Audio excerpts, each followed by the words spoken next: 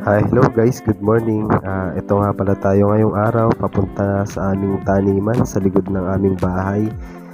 Dito ay may iba't iba kaming mga tanim ng mga prutas at mga halaman.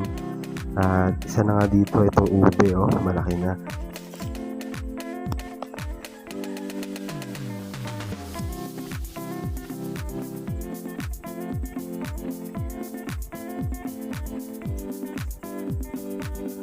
At ayun nga pala guys, ang aking nanay na busy maglinis ng aming taniman.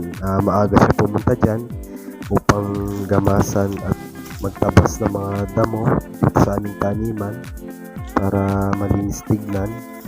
Ayan guys, marami din kami mga tanim na saging. Ayan guys, Ayan. Ayan yung mga bunga na yan, mga ilang linggo lang yan, pwede na namin kuhanin yan. Ayan,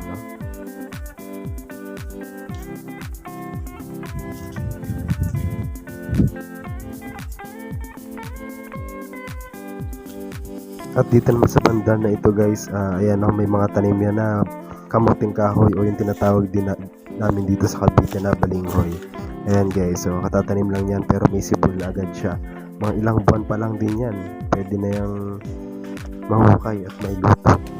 Ayan guys.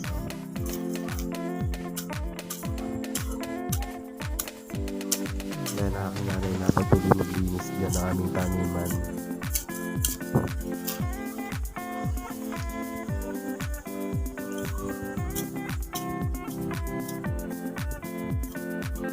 At ayan, dito nga pala may puno rin kami ng guyabano.